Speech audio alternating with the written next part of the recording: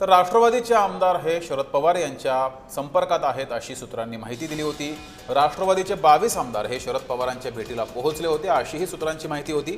मात्र राष्ट्रवादीचे हे सर्व दावे रोहित पवार यांनी हे दावे फेटाळलेले आहेत। राष्ट्रवादीचे आमदार पवारांच्या संपर्कात नाहीत असे रोहित पवार यांची प्रतिक्रिया भाष्य समोर आलं आहे। एकही आमदार पवार साहेबांना भेटलेला नाही।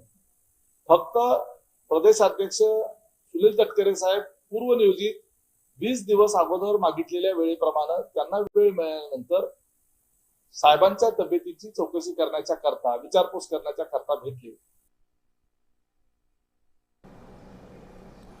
राष्ट्रवादीनं रोहित पवारांचे हे सर्व दावे फेटाळलेले आहेत।